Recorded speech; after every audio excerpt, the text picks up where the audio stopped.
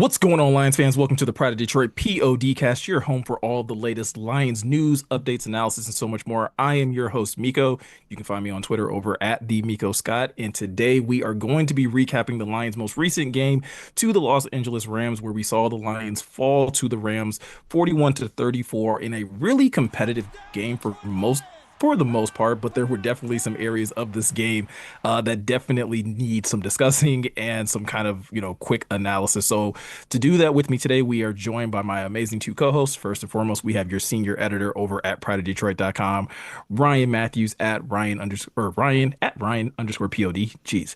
Ryan, how are you? I'm doing well, Miko. How are you doing?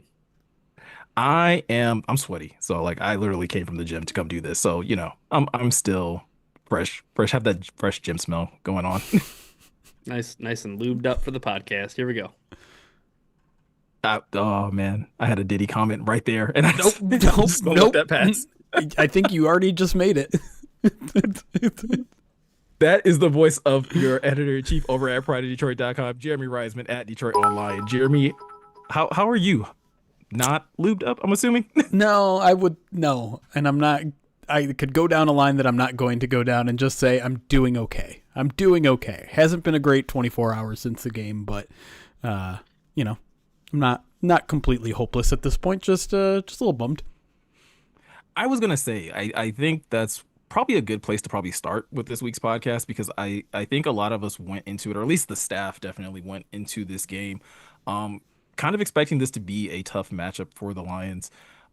And it definitely was that. I think in a number of aspects, you could see the disparity between these two teams. One team clearly being of the upper echelon of the NFC, and another team that's maybe not terribly far away, but there is a gap between these two teams.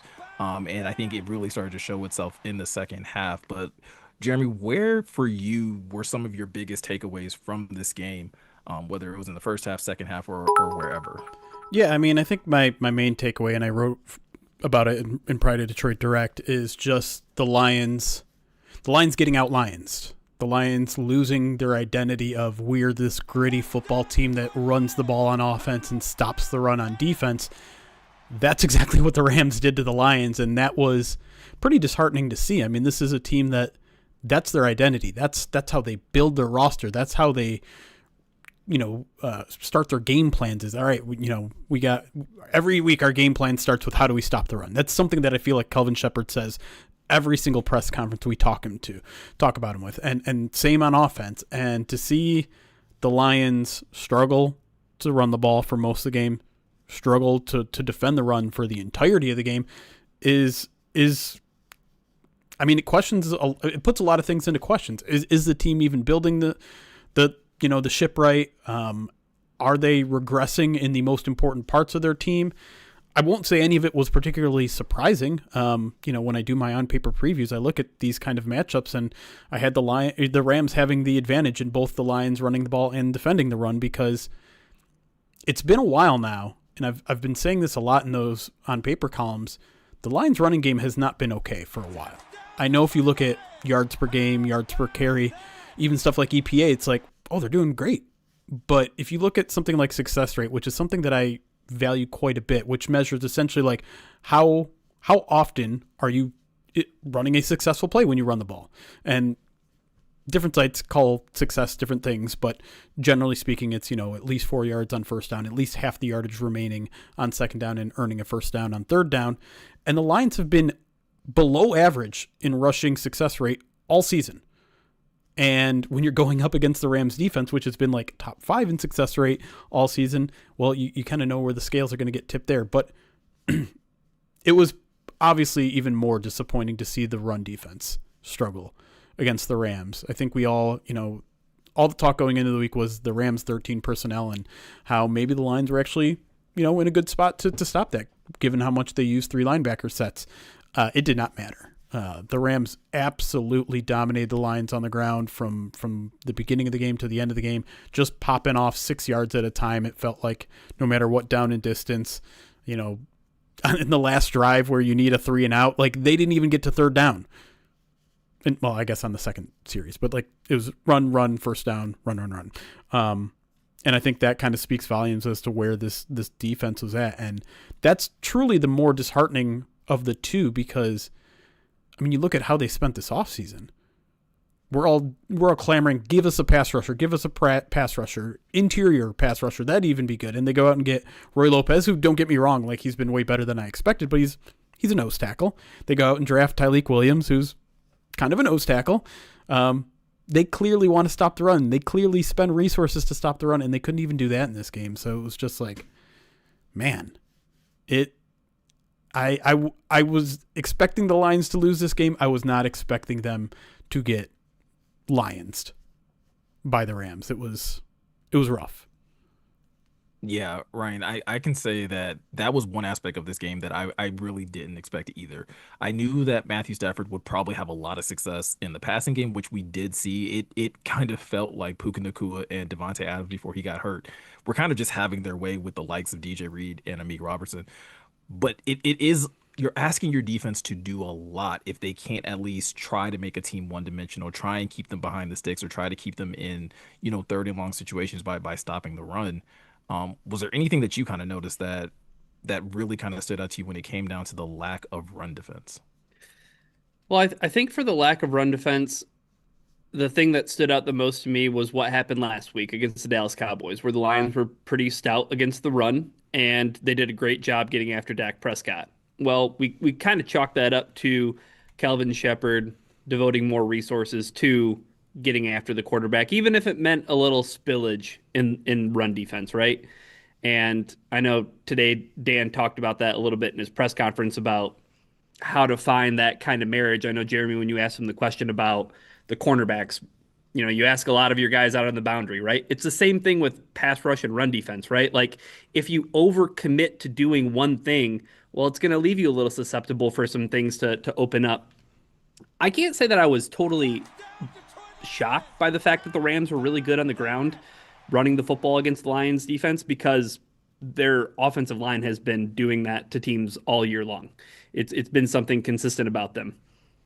I guess the shocking part is this is a team that we have expected week after week. If there's anything you can trust that this defense is going to do, it's going to be tough against the run.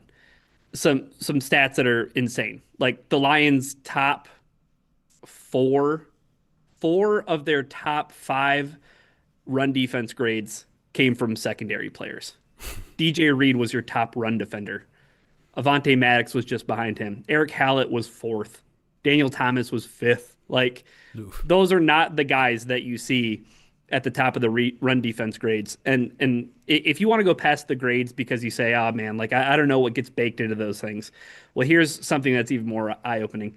The Lions only had 9 run defense stops against the Rams.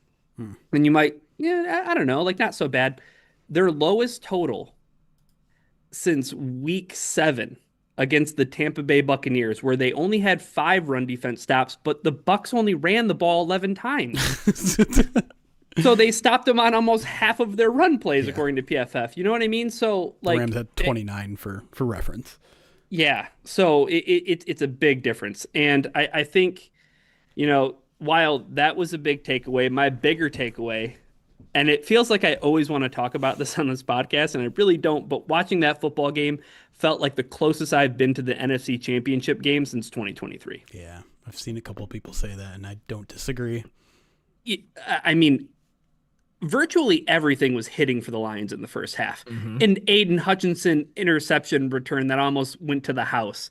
The way that the passing offense looked, even some runs. Like if the runs were working, it happened in the first half, like here and there, right? Yeah. By the time they got to the second half, though, it felt like nothing could go right. And I guess obviously we want to talk about it was a tale of two halves because I know Miko, you mentioned before we signed on and started doing the podcast, like, would people feel the same way about this game, about the people who were maybe in charge of calling this game, had that game ended at halftime? Yeah, I don't think so. I think what we saw in the first half was a team that seemed to be very organized and had a very effective game plan, even if like they were giving up plays, on the defensive end. But like we also have to keep in mind, like the Lions did get a couple third down stops. The reason that the Rams were able to score is because they converted on fourth down. Right. So like you were getting a team in position to where you could kind of get ahead. And I think you make a great point. That Aiden Hutchinson interception to me felt like was going to be like the play of the game if the Lions won. Like you were able to steal a possession, Jeremy, which is something that Dan Campbell talks about fairly often. And then your offense was able to capitalize and was able to consistently move the ball or at least getting to scoring position. So it when you look at what happened after halftime, like where do you kind of shift blame? Like where do you think things kind of went wrong? Well, I mean, I think defensively, generally speaking, like it was the same that it was in the first half. They just kind of didn't get the opportunistic moments that they do with, the interception, maybe a third down stop or two. They didn't get. Also, I mean, the defense was on the field for basically the entire third quarter because the offense couldn't stay on the field. So if we're talking about blame game in the second half, I actually probably point to the offense a little bit more than the defense because the defense was hanging on for dear life the entire game. They just were. The difference was the offense couldn't keep Stafford on the sideline. And that's where I do get a little like armchair offensive coordinator-y a little bit, where I see the Lions come out and I asked Dan about this today. I was just like, hey, is there anything you would do differently in that 9-play stretch where you went 3 and out, 3 and out, 3 and out? And he said, yeah, I mean, listen, it's always easy to play the hindsight game, and he's right. And, well, this didn't work, so I would have done something else, of course. But the thing that I guess frustrated me in his answer, and it continues to frustrate me, is that he said it was important for him to establish the run. It was important for him to stick with the run game. And that was not working in the first half. It was working okay, but it wasn't, I mean, not really. Let me look at the first half stats. 12 rushes for 50 yards, 4.2 yards per carry. Jahmyr Gibbs had 6 for 19. Montgomery 6 for 31. It's okay. It's not great. It's not, in general, I don't think it was efficient from, probably a success rate standpoint. And so, but like, how did they see success in the first half? I don't know. Maybe the fact that Jared Goff threw for 221 yards and 3 touchdowns. Maybe that's why they had success in the first half. And to see them bang their heads against the wall and be like, well, we have to keep them honest. Like, and you don't really have to. Like, if you can still run play action when you're up, right? Like, you're still winning in the second half. So, like, the threat of a run game is still there. You don't have to play, like, shotgun, empty set, anything like that. You can still show run looks, but throw the ball. But then you get into a 2nd and 15, and you decide, 2nd and long, let's get ourselves into 2nd and just a little less long by running it. And that's the one play where Dan's like, okay, maybe I would have thrown that one. You come out the next set, you throw the deep shot to Jamon on first down, which, I mean, that's where I am probably most guilty of second guessing due to hindsight, but I personally don't like the low percentage play of that because again, you're getting quickly behind the sticks if it doesn't work. And I understand it was very close work, and I understand like maybe it's pass interference, whatever. I don't want to get too much into refs yet. But also to that point, the quicker you score, the quicker you put Matthew Stafford back on the field, also right? True. So, yeah.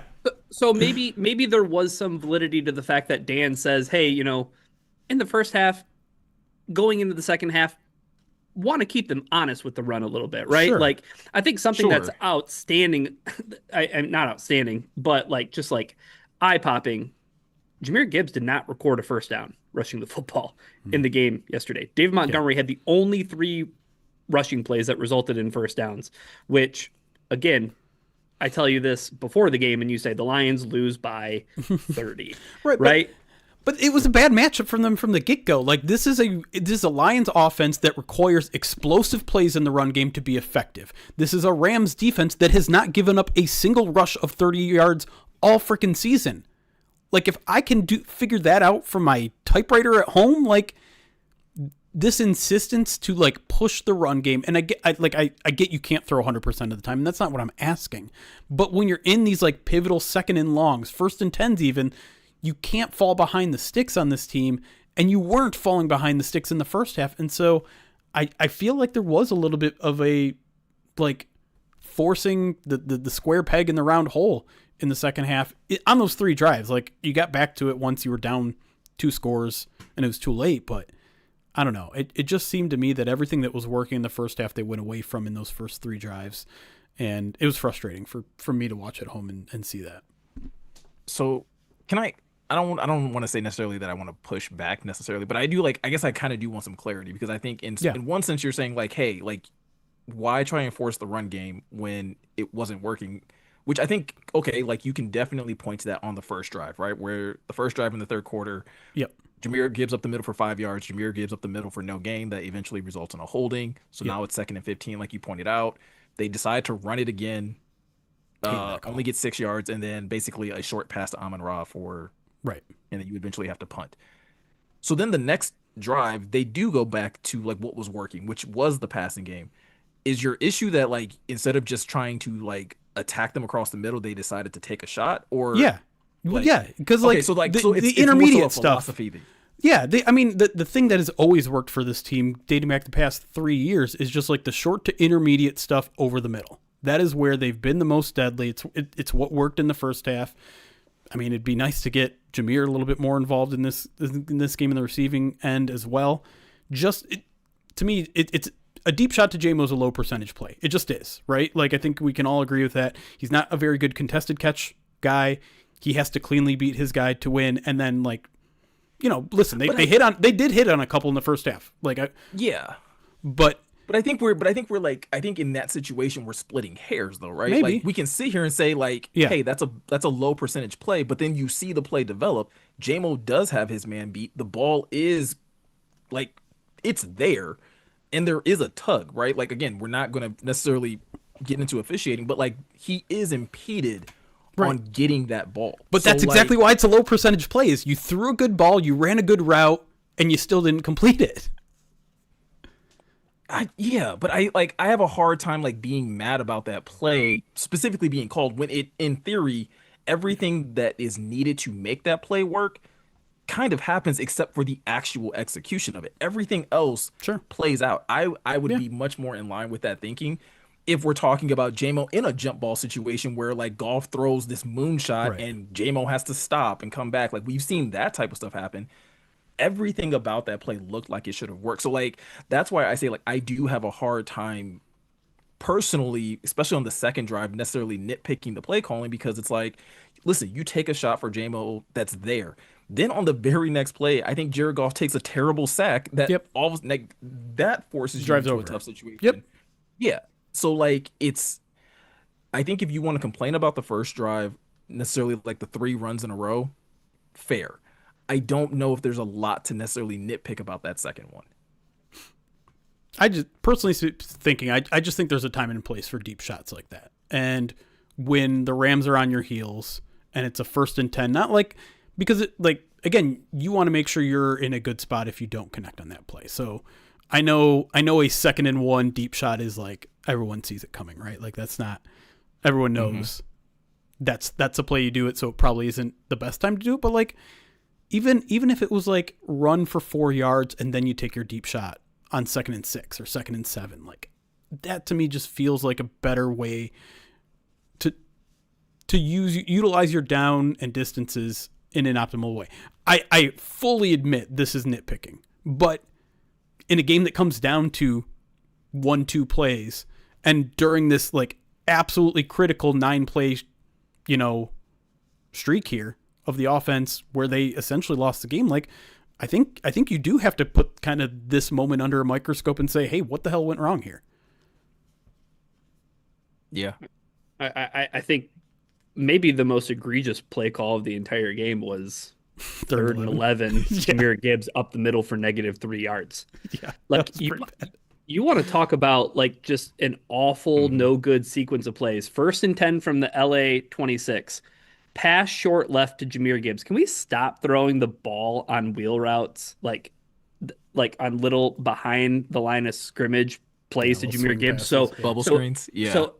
So everybody can flow to the fast guy who's against the boundary. Like, can we stop doing that? But that play is -1 yards. The next play is a run for no gain, and then the following play is a -3 yard from Jameer Gibbs that results in that field goal. And at that point, that field goal felt like a death sentence. Not saying that they shouldn't have kicked the field goal. They needed to kick the field goal to get into position to, tie it up with a couple of scores. But like the thing that really like I think to surmise like what you guys are both talking about, the over reliance on the run for one drive versus the over reliance on the pass to the second drive, it's like an overcorrection in like too big of a way. Like find a way to again, I do think that they could run the ball a little bit better with David Montgomery in this game. And I thought Yeah. that going into the game that if you can get David Montgomery to fall forward for 3 or 4 yards, that's a win on first down.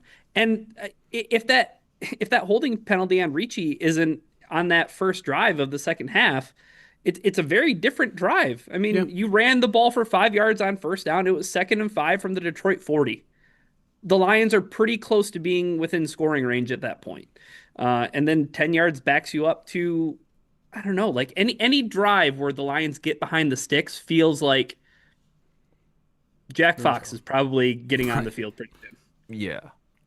I feel like that's where if I do have an ire with like Dan and his play calling, it's more so with personnel and usage. Because I agree with you, Ryan. Like when Jeremy read off those stats as far as who was having success in the first half running the football, it was David Montgomery. And I feel like Dan has always preached about like, oh, we're going to ride the hot hand, and whoever is hot is like who we're going to kind of continue to roll with. And I understand wanting to get Jameer involved and wanting to get Jameer like into the game because he's such a dynamic player. But the run game was working with David, and I don't understand the overcorrection, as you say, of like, hey, we're going to now shift over to Jameer because we need to have Jameer involved in the game. Find other ways of doing that if you really want the ball in his hands that bad. Like you have to do it another way because the run game was not thriving with him necessarily running in between the tackles. Yeah, no doubt. But I do want to like zoom out a little bit with the offense because obviously they weren't the big problem in this game, and in fact, you could come away with this game thinking like the offense has now kind of put up three good performances in three straight weeks because putting up 34 against this Rams defense that was top 5 by pretty much every metric, it's a pretty good success. And I'm not here to take moral victories or anything, but it's more like projecting into the future where they're going to face some tough defenses. And the fact that they put up 34 more than any other team has so far this year is at least like a little bit encouraging. Seeing as they're living in this world without their top 2 tight ends, without their top 2 left guards, and they're still like finding ways to protect Jared Goff in the passing game. Jared Goff is able to make Jamison Williams and Amon-Ra St. Brown legit number 1 and number 2 receivers. Maybe the Lions have the Green Bay Packers condition of having multiple number 1 wide receivers right now. But actually, would I like to see them spread the ball out a little bit more to some of the other guys? I mean, yeah, probably. It would have been nice to see a tight end get a single target. Maybe utilize the short intermediate part of the field a little bit more. But like, you have to be encouraged by where the pass protection was, how Jared Goff played, and how J-Mo and Amon-Ra played. And like I said, you're going to have to face a good Vikings defense here in a couple weeks. The Steelers defense is at least like average to above average. And so if this team is going to run the table like they're going to need to, I think you can be at least a little bit encouraged by where the offense is at right now. I do think that is a good silver lining, Ryan, right? Like as tough as this Rams defense was against the run game, I think we've seen this run game have enough success, maybe not statistically as far as success rate like Jeremy pointed out earlier, but like in pockets against other teams where you're like, okay, this is an issue against the Rams, but down the stretch, they should be able to find success against some of these other teams. Yeah, I think we would all agree that the Lions' biggest problem on offense right now is consistency, right? And I think it's a bit of a callback. I know people wanted to immediately jump to the third quarter. It was a bad quarter of offense for the Detroit Lions, but it does make sense to celebrate the fact that they are putting up as many points as they are, and they're doing it against the Rams, who are maybe top 3 in defense. Is that fair to say?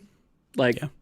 they're up there, and Yeah. to go travel to LA and to have this performance, that's a good thing. Hopefully, they can figure out the consistency thing because that will be the thing that ends up delivering the death blow to this football team because we do have to talk about the defense, Yeah. unfortunately. Not it. Before we do, before we do, I do want to like again, or at least like discuss at least to a good degree the play that Jared Goff has had these last couple of weeks because I think a couple of weeks ago we did lay a pretty big, or at least I know I did, laid a pretty big responsibility at his feet of like, hey, if this offense is going to be successful, like you have to kind of be the cog that helps drive everything. If your offensive line is going to be shuffling, if you're going to be without tight ends, like you are going to have to step up in the biggest of moments. And I do think he deserves a round of applause for how he played. Like throughout this game, to not outside of that really bad sack, like to not make a number of bad decisions to put this team behind and to really find ways of just being on the same page with both Amon Ra and JMO throughout the entirety of this game. Yeah. You know what? Let me please step in and at least sing the praises of Jared Goff because I don't get to do that very often on this podcast. I mean, you get the opportunity, you just choose not to take it. Well, semantics. Yeah. Anyways, 42 dropbacks for Jared Goff yesterday. 42 dropbacks, pressured on 50% of them. 21 pressures. And I think the thing that was most impressive to me about his performance was he was willing to stay in there and make throws, even though he knew he was going to take a hit. Yep. He took some shots yesterday, and that's much to his credit. You know, I can't really put too much blame on him for the offense stalling out in the third quarter. It really boiled down to, I don't want to sound like Dan Campbell, but like execution, and I think that's kind of getting like a tired, it's not an excuse, but like a tired explanation for things when it comes to whether it's execution or it's the fundamentals. Somebody who in the past few weeks since the Philadelphia game who has shown up and like demonstrated the fundamentals and executed to a high degree week after week has been Jared Goff. And I think he does deserve credit in that respect, Miko, for sure. Yeah, I mean, his best play of the game was that 52-yarder to Amon-Ra where he escaped pressure, stepped up in the pocket, and then just like awesome touch pass to Amon-Ra on the crossing route. Even the JMO touchdown, like he got that ball right over that secondary player at the front of the end zone. Yeah. And the aforementioned deep shot to JMO that he just missed out on, that was one where he just took like a huge lick and was just willing to take it for the team. And that's something that I do admire about his play in general, is that he doesn't do that thing where, I don't know, Jordan Love does all the time, which is throwing off his back foot and things like that. He takes the hits, and I pulled the last 6 games. They're only 3-3, obviously, in their last 6 games because apparently they just rotate between wins and losses now. And I mean, what does that do to all of our psyches? Like, they're the best team in the world. They're the worst team in the world. They're the best team in the world. They're the worst team. Like, but okay, so past 3 games, he's averaging 292 yards per game, 12 touchdowns, 2 interceptions, 105 passer rating, 8.2 yards per attempt. Like, those are like borderline MVP numbers over the past 6 games. And I mean, like, even if I were to back that up, they're not that much different before then, right? And the past 3 games in general have been even better than that. So he's doing all he can. It's just, you know what it currently feels like? It kind of feels like Matthew Stafford era Lions right now, where doesn't have a defense, doesn't have a run game, but doing everything he possibly can to keep this team afloat right now. And that's where I'll go back to what you said earlier, Jeremy, about it feeling like this team is regressing.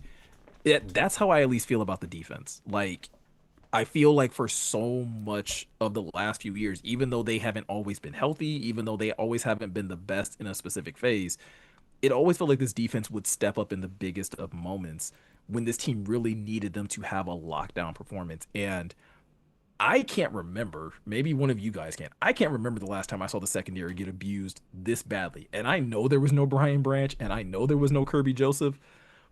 I can't blame what I saw in the secondary on the fact that you didn't have your top 2 safeties. Like, that felt abusive. Like, unnecessarily abusive, the way Puka Nacua specifically was torturing the secondary. Yeah, I mean, it's The reason why I asked Dan Campbell about like just putting so much on those outside corners is because I mean their life is hell right now. They have to play man as much as they do, and they just got done with George Pickens and CeeDee Lamb, and you have to go right into Devontae Adams and Puka Nacua, and there are times in which they like put up a good fight. They were in the position to make a play. I mean, there was an interception in Amik Robertson's hands. Even Eric Hallett like had a good pass breakup in this game, and I thought he had a really rough game.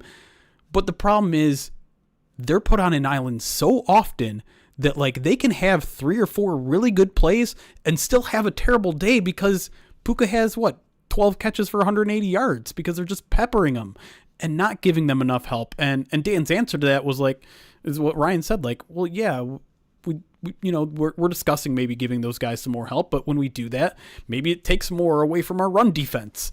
And they couldn't afford that on Sunday either. So it's just like, it was a pick your poison for them. And listen, DJ Reed has not been himself since coming back from the hamstring injury. I'm not going to sit here and defend him a ton, but I'm also at a point where it's just like, we know these guys are talented. DJ Reed has had a successful career. Amik Robertson has had a successful year. Carlton Davis had a successful year. Yet when they come here, suddenly it's like, well, they're giving up 120 passer rating to quarterbacks. What's going on? It's like, I think they're just putting too much on these guys' plate, and they need someone else, some other position to help them out. Whether it's a pass rush, whether it's a run defense that doesn't get them into 2nd and 2s where like you're kind of hung out to dry as a corner because you don't know if you're going to be in a run fit or you're going to have to play man to man. I don't want to, completely take away their culpability. And I mean, you have to be better. Obviously they're asking you, they brought you in to do these tough duties, but it just, to me, I can't help but think that they're not doing enough schematically to help those guys out either. I think it does boil down to philosophy over schematics at this point. The thing about yesterday though was the linebackers to me. Like I thought the linebackers had a pretty tough day. Like in terms of keeping contained, in terms of run fits, in terms of Jack Campbell continues to be like the he continues to be the example of success and consistency, but like, I don't know. It didn't feel like a great day from Alex Anzalone. It didn't feel like a great day from Derek Barnes. It didn't feel like a great day from the little bit of Malcolm Rodriguez that was on the field. It felt like it truly felt like, Miko, those guys were supposed to be, as Jeremy pointed out at the top, right? Like, this is why the Lions could match up really well against 13 personnel and all these tight ends if LA wants to continue to do that. That was going to be what helped the Lions defense succeed. And against the Rams run game, it just didn't work. And if there was an area where I think this defense, or specifically Kelvin Shepherd, needs to maybe make an adjustment in terms of like, hey, this is a group that needs to really step up, I think it is that linebacking core. Because to Jeremy's point, your corners need help, and that help is going to have to come from the safety position. And in order to be able to trust your safeties to be able to play deep and things of that nature, you're going to need your second level of your defense to play more consistently. I can't tell you if there was a play that Derek Barnes made yesterday where you were like, oh, yeah, Derek Barnes is actually on the field today.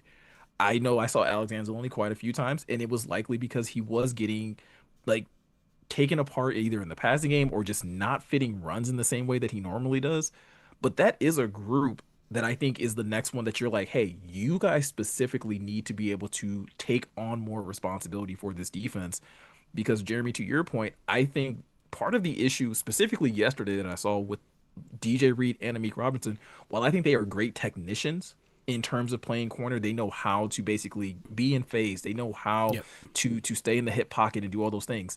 There was a clear disparity in athleticism. Like, ball skills too, Puka right? was straight up running away from DJ Reed. Yeah. And I don't remember what Puka Nakua's like 40 time was, but he was making it look like J-Mo running against some of these receivers by how much separation he was getting.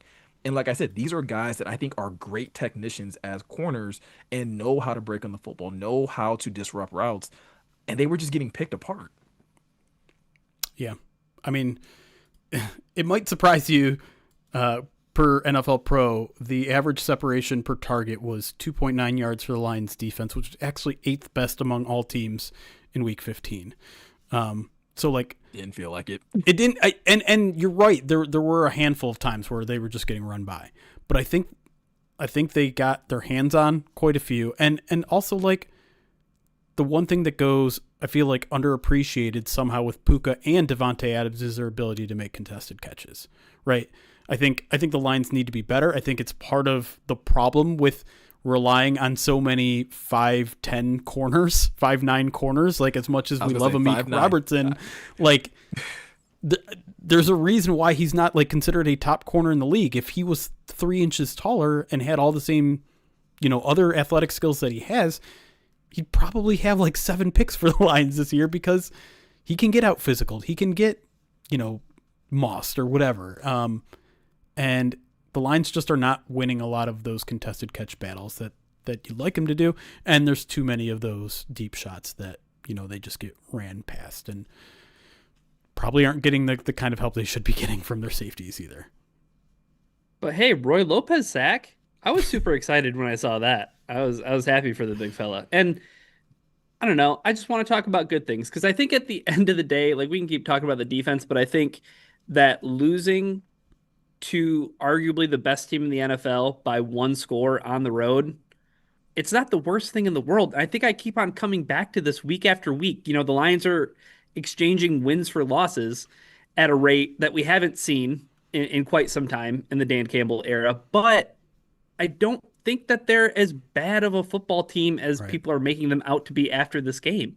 It feels very much the same as when the Lions barely got by the Giants, right? Like we didn't feel great about that win by any means, but like I think the Lions are they're so there, but they just can't get there, and I don't know if they can get there this year, and Right. that's That's that's okay. Like maybe it's just not your year, right? Yeah. And that's okay, but like it's not like they're being totally outclassed. It's not like they're being dominated. It's not like, oh, you're losing by 4 or 5 scores. Like that's not happening. They're not an awful football team. They're just not where the expectation has been the past couple of seasons. And when you're getting that message from Brad Holmes at the end of training camp, where it's like, well, the standard is the standard, and we didn't have Yep. 53 players on the roster that we thought belonged on our roster, so we cut more than we needed to. We're going to bring in more guys because the standard is the standard. Well, this year the standard is not the standard. You're not meeting that level of play, Miko, and it's okay. It's okay. Like that's my takeaway. It's okay. Is it okay in your mind because like of the injuries, because is it the schedule, like what is it that for you, like because maybe there are fans that are struggling to make it okay and they're just like, no, the standard is the standard and they're performing below standard and that's frustrating. What is it for you that makes you be able to take that stance and be like, no, like it's fine that they're not meeting the standard this year? It's football. It's the NFL. It's life in the NFL. Like I think winning 15 games last season was one of the most impressive. I don't fully understand and still can't wrap my head around how that football team won 15 football games. And even this football team right now at 8 wins, like they still have a chance to make the playoffs. They really do. Like they're Yeah. playing meaningful football into December, late into December, and the injuries definitely play a factor, right? Like not having Kirby Joseph, not having Brian Branch. We're not making excuses and saying that the pass defense should be this bad, right? Like, yeah, there are Sure. things that you should be concerned about, like the offensive line, as Jeremy pointed out, right? Like if the Lions are getting outlined by other teams that want to be more powerful, they want to be more physical, they want to really put their hands on you and dictate the football game. Well, when that starts happening to you by other teams, yeah, that's concerning, right? But it's not, it's just not the end of the world because they had to rip the Band-Aid off with Frank Ragnow, right? Right. Like the offensive Sure. line, like there's so much turnover. And for the past, I don't know, 30 months, we've talked about how the best thing about this football team has been their offensive line. And that's the thing that's biting them in the butt more often than not. Don't color me shocked when the Lions are 8-6. You know what I mean? Like Right. it is what it is. I like what FSU Noel said in our YouTube chat here. Maybe this was more of a transitional year than we thought, or than that we claimed. Like, there were a lot of people that were saying, like, this is going to be a tough year for the Lions. They're handing the reins of their offense to a new offensive coordinator. They're handing the reins to a really young defensive coordinator. Their offensive line is going through a bunch of changes. Like, they're playing a first place schedule, and I think we all heard those criticism and we're like, okay, yeah, that, like, there's some validity to that, but we also probably shrugged off maybe more than we should have. And they just went 15-2. What are you talking about? Right. Well, listen, we should take some responsibility for that. Like, we scoffed at some of the brain drain stuff, but it mattered. I think we all pointed to the offensive line as like the real thing that we were concerned about, and that turned out to be rightfully so. And so this isn't to excuse a bad season and say, like, regression is okay here in Detroit. They need to be better. I think they still have a top 5 roster in this league, which makes this year's performance unacceptable. Doesn't mean they're a bad team, like you said. I mean, one thing that I think that maybe I'll talk about it in the second half, but like, let's not lose sight of, as bad as the defense has been over the past 3 weeks, they've faced probably 3 top 5 passing offenses in the league in the Packers, Cowboys, and Rams. And I know some people push back on the Packers, but if you look at some advanced stats, DVOA, EPA, they are a top 5 passing offense. So there's clearly a tier in which this team does not belong in right now, right? They don't belong in the elite tier of the NFL right now. That probably involves 5, 6, 7 teams. They're not in the top 5, 6, 7 teams in the league. We can all agree on that. Dan Campbell thinks that maybe they can still get there. I have my doubts. And to drop from that top tier, which I think we could all agree they were in that top tier last year. They were in the top tier the year before probably as well. So to see them drop out of that tier sucks. It's not acceptable. It's not good enough. They haven't dropped to the 3rd tier. Right, you know what I mean? They haven't taken a huge drop off. It's been a step back. It hasn't been a fall off the side of the cliff, Nico. And you can jump right back up, right? Like, if the offensive line starts to figure things out. I don't know what the quick fix is on defense. It's probably a little bit more complicated. But if you get healthy, if God forbid your safeties stop falling apart at the seams, maybe things can improve there. Maybe if you make some philosophical changes and invest in a pure pass rusher, you can bounce back in a hurry, because, like, I agree with you entirely, Ryan. I don't think they've fallen into the 3rd tier of the NFL. It's just they're clearly not in the 1st tier either. No, I don't think I think I agree with you in that sense, right? They have definitely fallen outside of that elite tier. I will say, though, I think, to our credit, we did try to prepare people that, like, hey, 15-2 right is not likely. Right. Like, that was such a magical season with the injuries and everything that they had. Like, there was bound to be some level of regression somewhere. And to your point, yes, we probably did scoff at the brain drain a little bit, but I still think there's enough evidence in spots of this season where you're like, no, the offense is still good. Like, the Lions will have to make a decision this offseason in terms of, like, what they actually want to do with play calling and how much of that responsibility they want to keep with Dan Campbell versus giving it back to John Morton or bringing somebody new.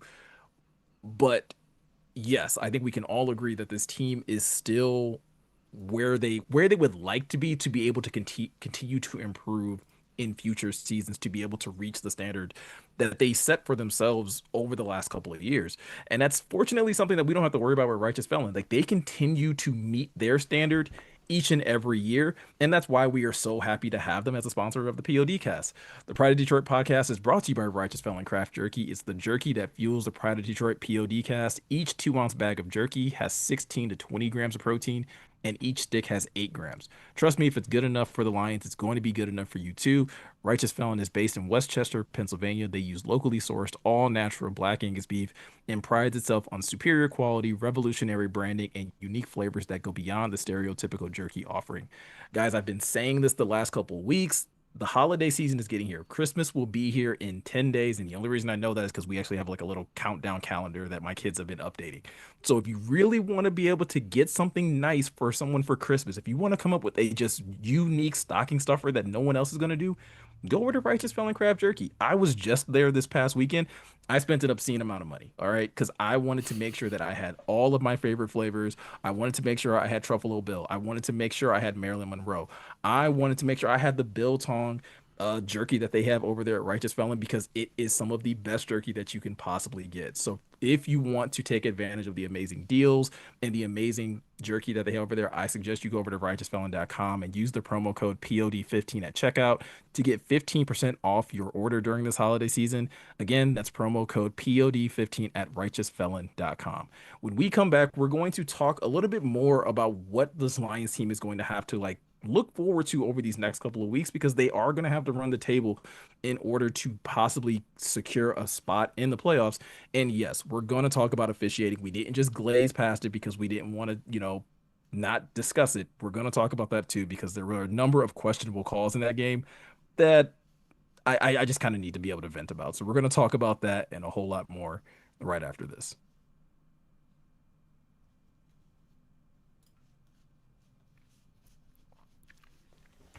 All right.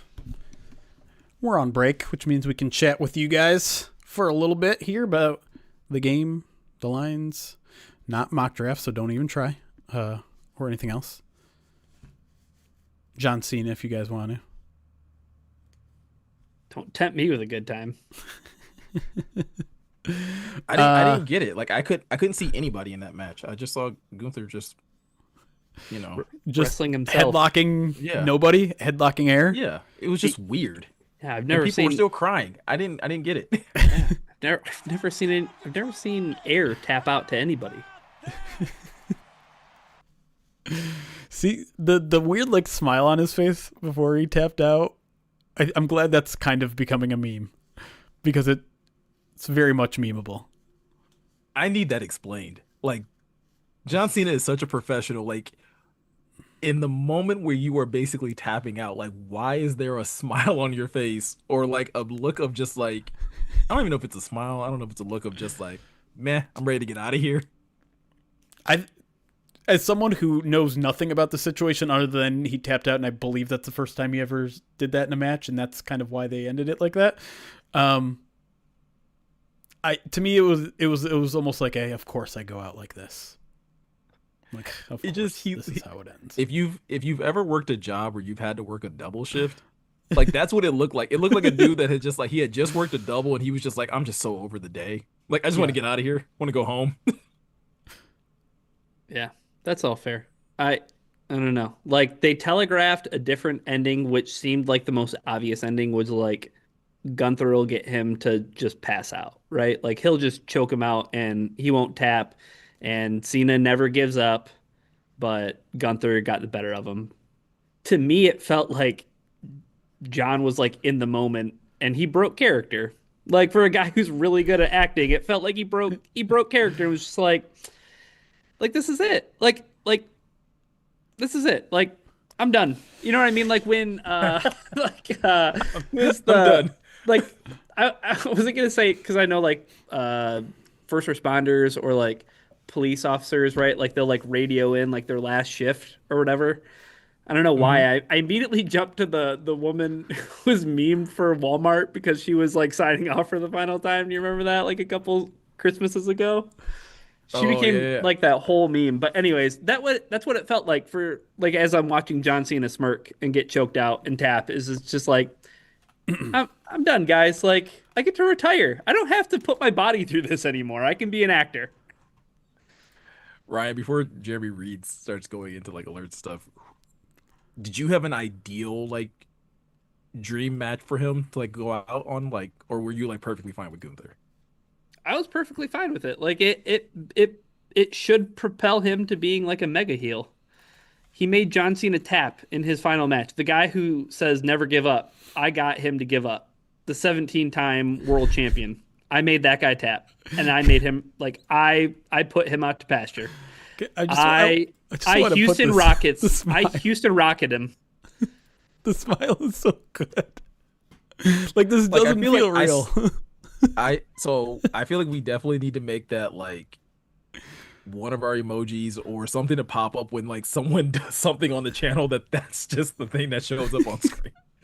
Well, I've already seen people like when the Raiders season finally ends or something. It's just Yeah. like Yeah.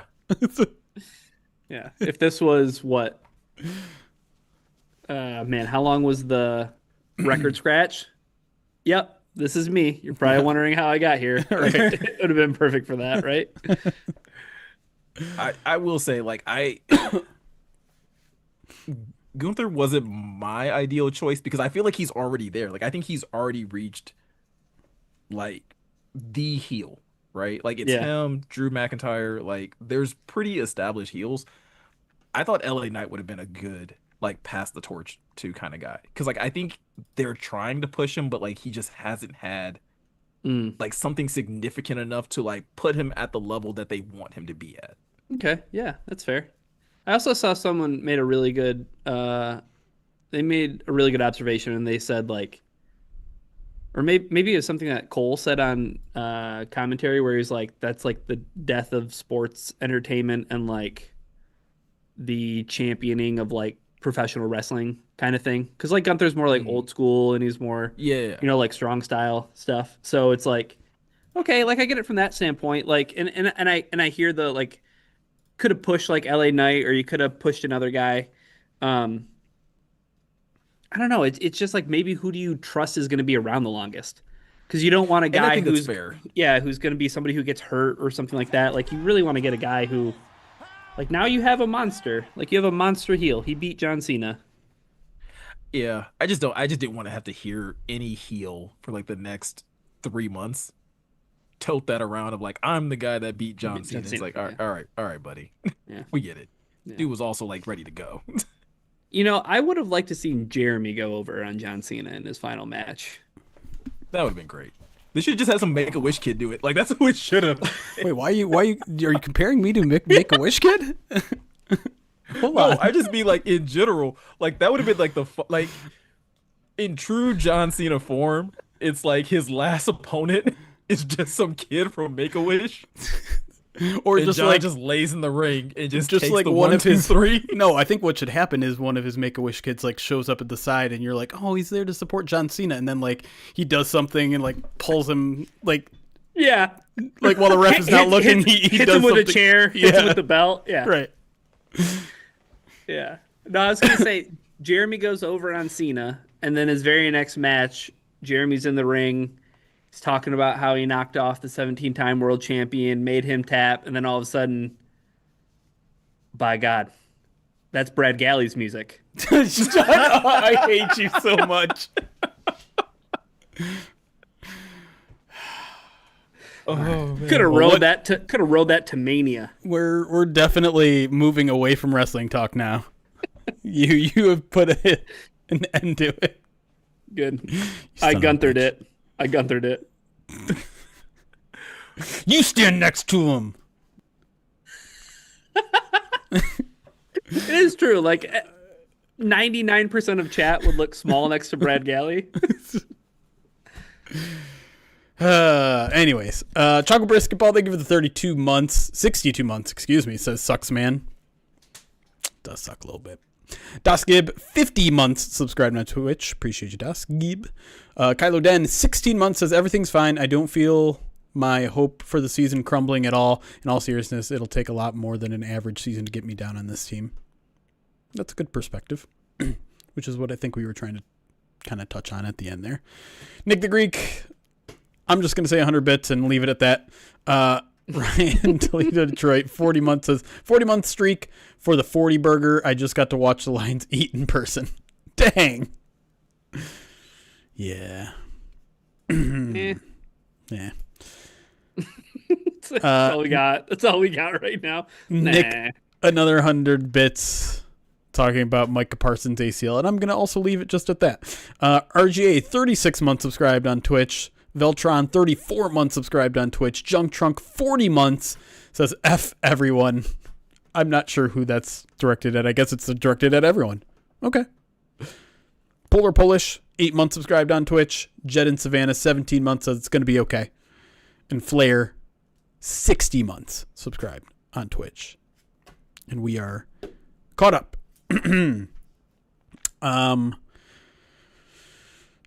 there is still one Wheel of Pain spin and one Extreme Wheel of Pain spin to do.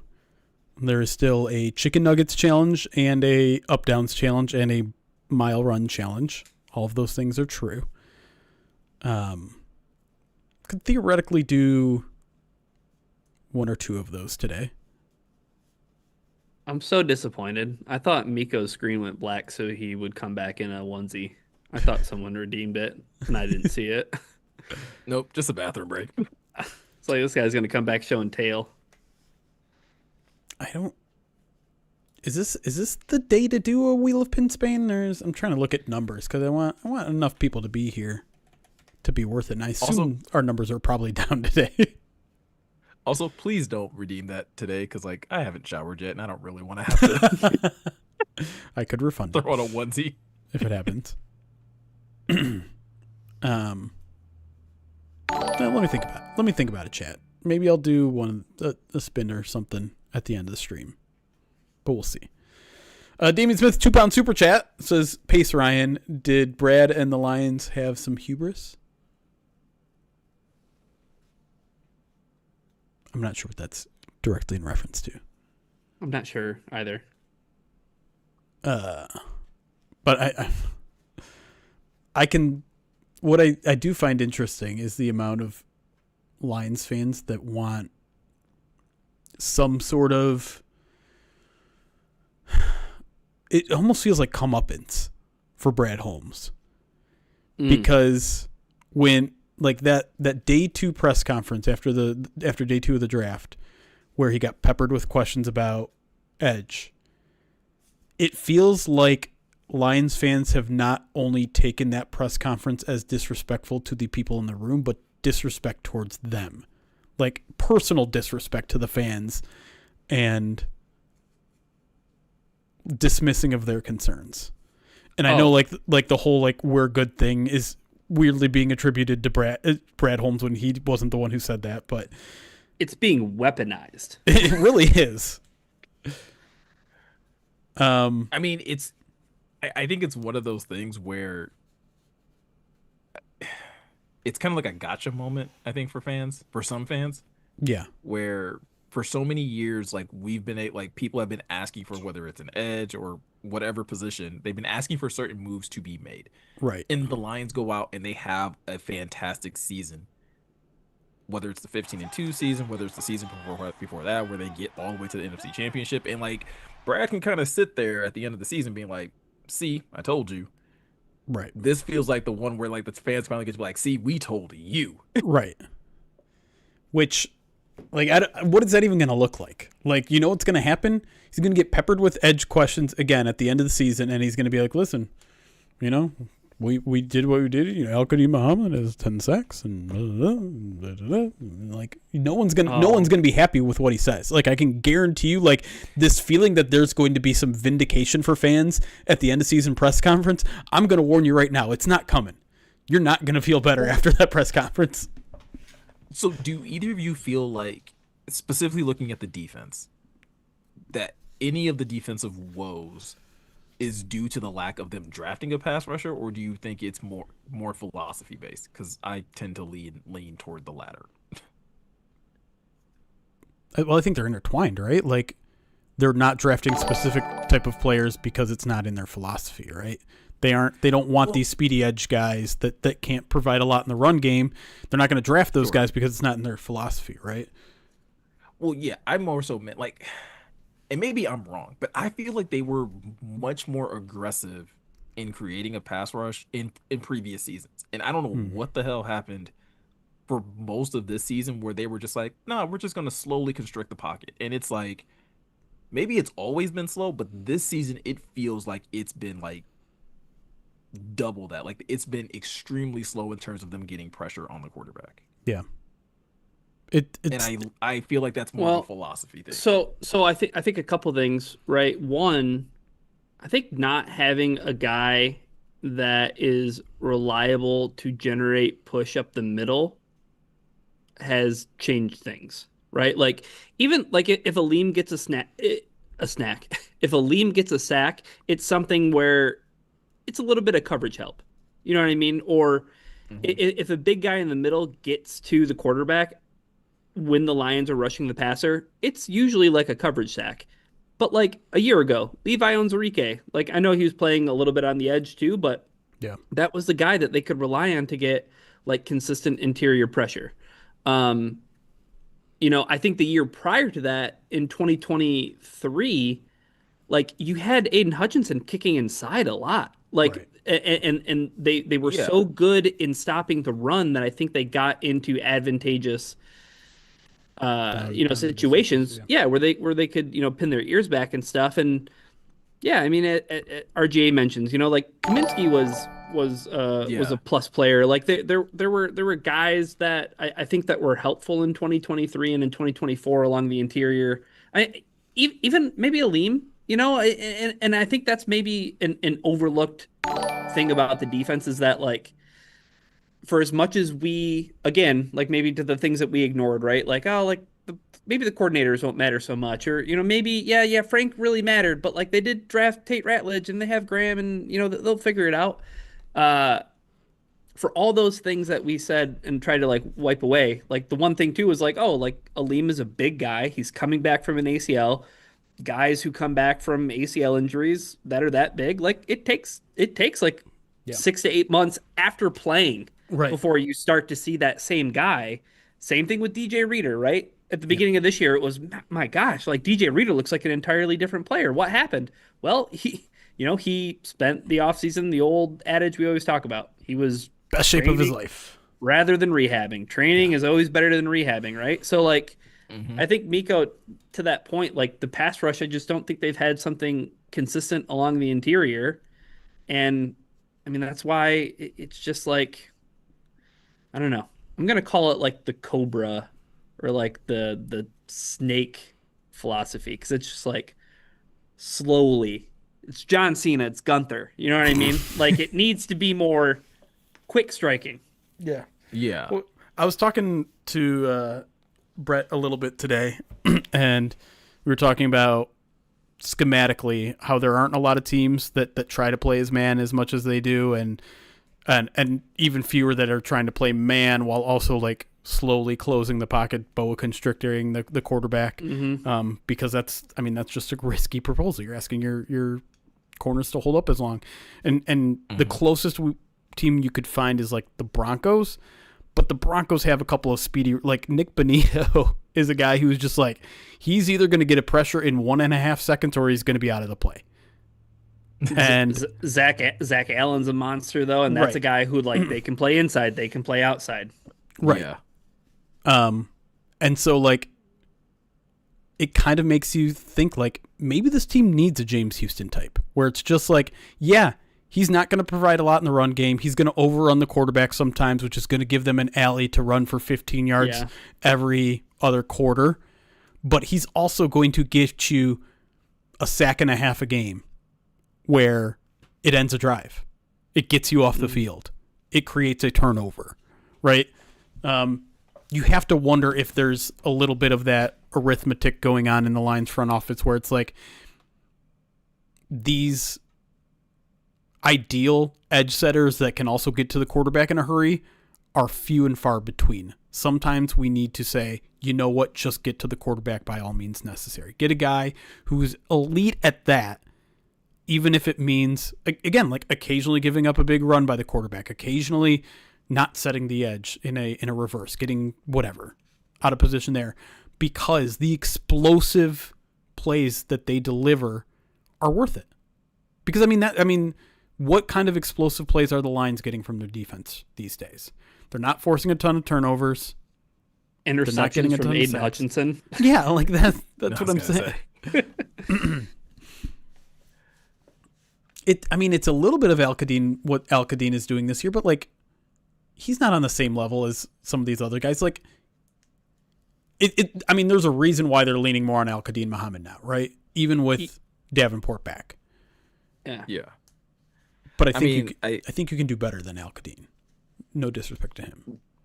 No, but I think it goes back to like what you were saying earlier, Jeremy. Like I don't think we're going to get the answer or fans aren't going to get the answer that they want at the end of the season from Brad Holmes, because I think he's going to point to literally everything that Ryan said about the interior pass rush, right?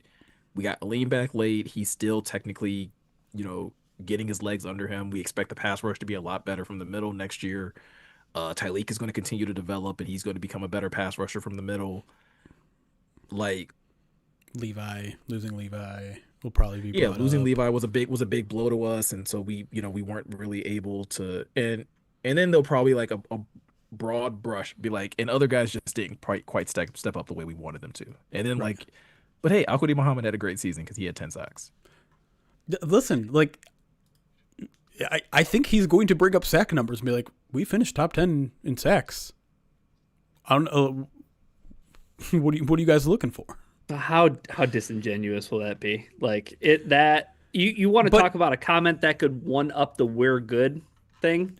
but Like That's yeah. but I think on an even deeper level, I don't know if he's being disingenuous, because I think to some people in that building, that is going to be proof of concept. proof of concept. Yeah. Proof of concept that if you build enough outside corners that can cover man and Yeah. lower the yards of separation and force a quarterback to hold on to it longer, and it's getting there, it doesn't matter that our time to sack is so long because it's still getting there. 100%. But Go ahead, Miko. oh, go ahead. No, I think because you think you're thinking the same thing I am. So go ahead. Counterpoint, you can't figure out the cornerback situation. And There you it is. keep trying every single offseason, and it's not working. Cam Sutton.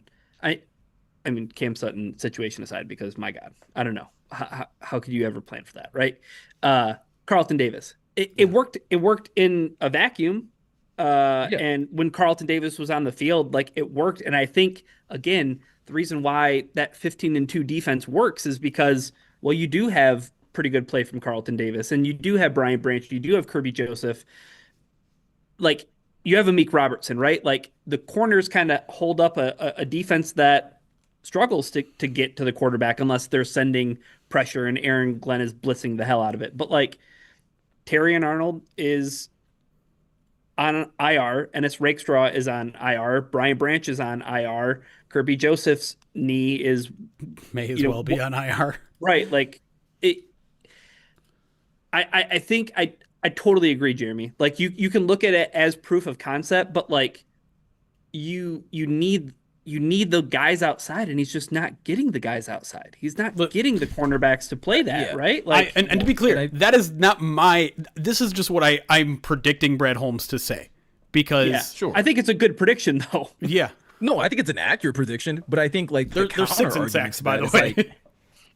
I think the counter argument to that, though, to Ryan's point, is like, great, you're going to keep investing in corners who, by no fault of their own, by the nature of how football is played, are getting hurt.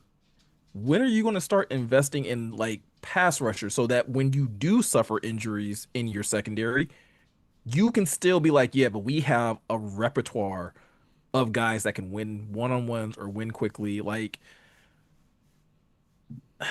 that is a point where if fans are frustrated, like I think that's a legitimate frustration, especially when you're seeing like correct me if I'm wrong, didn't the Atlanta Falcons draft 2 pass rushers this year, Yeah, both in the first round? I think that's right. Pearson, I forgot who the other guy was. Walker, right? Yeah, Right, wasn't it like one guy out of Georgia, one guy, Jalen and then, Walker and yeah, James Pierce? Yeah. Tennessee, yeah. Yeah, James like- Pierce. Well, nobody in Detroit wanted James Pierce with a 10-foot pole because of No, and I Variety and of things. listen, and I will always understand. I may not agree, but I will always understand the stance on like, hey, we don't want to take guys that have red flags, right? Get it. Yeah. But at some point in time, it's like one of these pass rushers, like Yeah. the kid that went to Dallas out of Boston College, Donovan Ezraku, like Yeah, it's just one of those things where I agree with you, Ryan, where it's like they are investing a great deal in the secondary, and that's listen. At this point, you kind of have to, because we have no idea what we have in Ennis. You're going to need some sort of safety insurance, because who knows what Kirby's going to look like with his knee injury, I expect Brian Branch to bounce back perfectly fine, or as close to fine as you can be from an injury like that. I mean, like, what? When can you count on Brian Branch coming back though? Like Right. November of next year? Like, and that might be optimistic. But I mean, like, if you told me that, like, hey, the Lions are going to go out and sign a veteran to play safety that can kind of hold it down, or like they're going to extend Avonte Maddox, like, I'm not going to be upset about that, right? But you do still, like, it's unfortunate because of the injuries to your secondary. You still need secondary help. But I would understand anyone that's like, they need to just give the defensive, like, investing in the defensive line a try, specifically pass rush, and specifically guys who specialize in winning one-on-ones. Like, Yeah. Yeah. figure out the run defense stuff on, I don't It's know, just figure it out. it's just going to be tough, I think, to convince Brad of that, especially when it comes to interior pass rush, because one, I think he's going to be like, well, we have Aleem. He's going to be a year off that injury. We believe Tyleek is kind of on the Aleem trajectory. There's more Hmm. pass rush under the hood that we haven't seen yet, but we expect to show up this year. And then maybe you bring back, I don't know. You probably Roy don't bring, Lopez. maybe bring back Roy Lopez. And he brought a little juice this year as a pass rusher. How And many sacks is he up on now? he's good in run defense too. Like That's that. I right. mean, that's the Two or thing is, three. yeah. Um. So, well, yeah, I guess it's funny though, right? Because like, if you feel confident that like Aiden is going to be back at full strength, and I'm talking about coming into the season, you feel good about Aiden. You feel good about, maybe you're going to get a lean back. Um, you end up drafting Hassanin, right? Like you don't know what's going to necessarily happen with Zadarius Smith, but like they draft two corners in 2024, and it's just every year coming back and trying to fix that. Like at a certain point, it has to work because like I felt so good about the cornerback room coming into the Yeah. season with like Reed Hmm. and Arnold and Amik, and then thinking about, well, Rock Ya-Sin, I think is going to be dependable, and it's just not working out that way at all. And like losing those top two safeties, that's why like my expectations have changed like with this football team. And it's kind of the same as last year. Like my expectations were really low, but they blew them out of the water because like magic. Like it's hard Yeah. to even explain the 15-2 season last year. They Um, captured lightning in a bottle. they really did, and I don't know. That's why it's like just don't be so upset. Like it's fine, it's okay, but like Brad Holmes needs to be held accountable or Dan Campbell needs to be have his head checked. Like those aren't my takeaways from the season. And I think the other point that you made, Miko, like that goes back to like Jeremy saying that that's going to require like a philosophical change. Like to see one of Hmm. those like end of the first round, early second round tweener guys who's a speed edge rusher.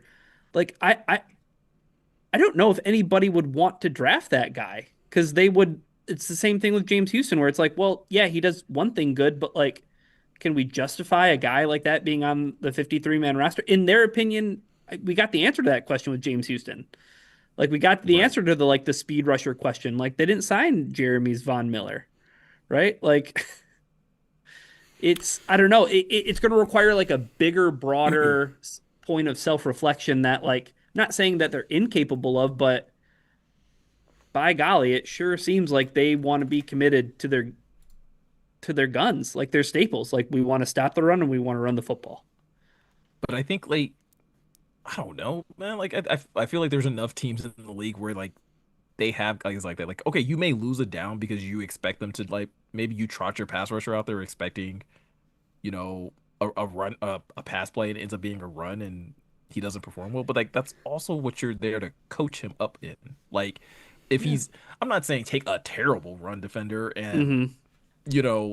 try to make him all of a sudden elite. But like, if you can find, like, all right, he's about average in the run game, but he's elite at pass rushing, or like top tier in pass rushing, isn't it your coaching job's responsibility to make him playable in run defense? Yeah. Because, like, I don't know how many people in Atlanta are complaining about James Pierce in run defense or in effort at this point in the season. Not saying that there aren't. I just don't know if it's like a concern. Can I ask one hypothetical question to you guys Sure. before we get in segment two? I think we were all pretty. Is it fair to characterize the way we felt about the Marcus Davenport thing as like it's okay. Like that's fine. Like not it maybe might not be the ideal thing, right? But like you could at least justify Brad Holmes' decision to do that based on the rest of the way that like the defensive line looked going into this season.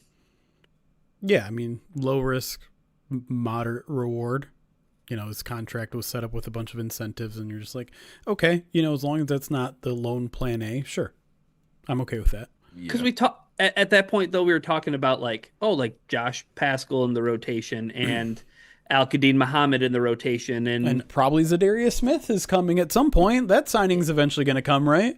right, and Ahmed Hassanin. Who knows what they might have in this guy, right? Like there was at least like, oh, there's enough names, Miko, where it's like, Marcus Davenport, like that's fine. Like if that's part of your solution to Sure.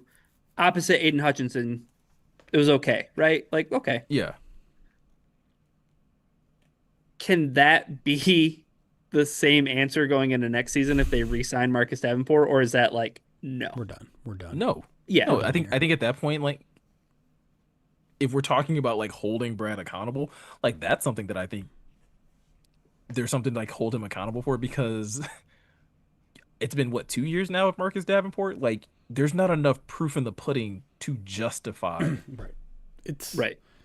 that It's as an an option. Like it's Emmanuel not even it's Mosley situation, right? You gave him two Yeah. shots, it didn't work out. Bummer. like he's not even contributing in a like backup capacity where you're like, oh well, he's a nice, he's had a couple Yeah. games here and there. Like Mm-hmm. yeah, no. So the quick second part to that question is though, like, is it okay if Brad Holmes identifies the next Marcus Davenport on the free agency availability sheet and like, is it another like art? Because he does this like pretty consistently, Yeah. where it'll be like Emmanuel Mosley, Marcus Davenport. Like, let's take a swing on a guy who like might be coming off an injury or something. Like, Oh, then can like that be the no, solution to the opposite of Aiden Hutchinson this season? I don't. People Not hate if it's people hate Marcus Davenport because of the injuries. Like people right. hate If Marcus Davenport because of that. yeah, if it's injury stuff, no. If you want to take a swing on a veteran that like maybe is a little past their prime, or even past their prime, A but Charles you're like, Harris. we can. Yeah, like that type of player. Like I mean, the first person that came to mind was like Jadeveon Clowney, right? If you like, oh, like he still probably has something, but like, okay, sure. But if it's somebody that's like, dude, hasn't played anywhere close to a full season in years, Sure. If it's like, hey, Chase Young, yeah, yeah. like, no. Here's Which is the crazy because problem. I was actually like, I was pro Chase Young going into the season. I was like, sure, roll the dice on Chase. Like the problem is the Lions are in a spot where they have to go bargain bin shopping. Mm-hmm. They can't go out and get the best defensive end in free agency. They're not going to have the money. But that's why. So I saw someone ask this. I think it was LJ asked this in the chat. Like, where do you draft? Like, you have to draft it high. Like, it has to be day one, day two type pick. The issue with that is, do you have bigger needs Yeah. elsewhere? You do. Yeah. Offensive line and Yeah. safety and like, but like if you want, if And you I don't feel have a like third if round you pick.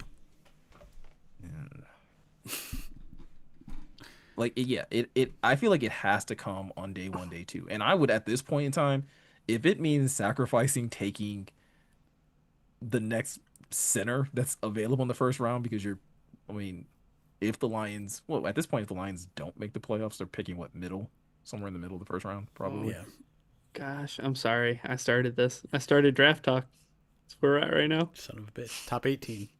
Top 18 teams don't make the playoffs. Yeah. So like, I don't know. Like if you're picking top 18, you better find a pass rusher.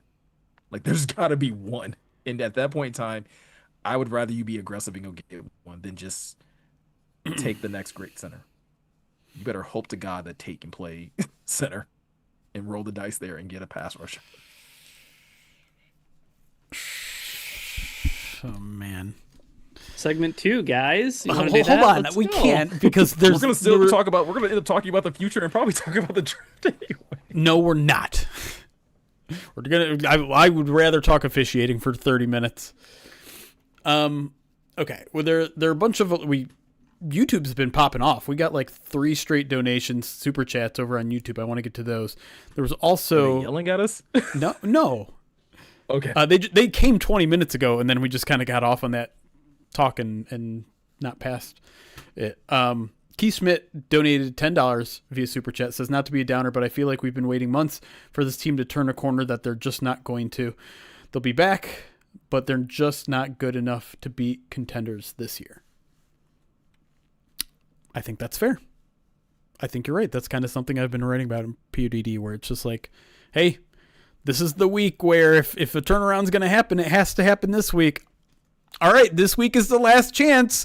This one's the last. And it's just like, well, okay, it didn't come. And you keep hearing Dan kind of say something similar too, where it's just like, hey, right now we're not. Look, I thought it was really interesting what he said yesterday, where he was just like, well, at least now we know.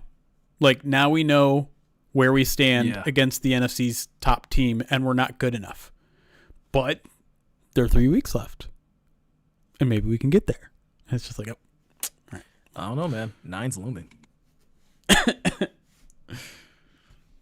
was expecting more of a reaction from Jeremy. Dare you? Or from Ryan.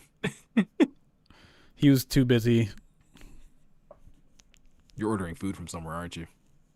I'm thinking about it. I'm so hungry. Damian Smith, £5 super chat, referencing his pace Ryan. Did Brad and the Lions have some hubris? Says it was a reference to Ryan's rant on the standard is the standard. I agree on the end of the season press conference, by the way. Yeah. £2 super chat from Visionary Roar, who says Aleem loves snacks. LOL. Which is Harrison? maybe. We bring him back? Fix the run defense for good? I mean, if Phillip Rivers can do it, I'm sure Snacks can give a couple snaps.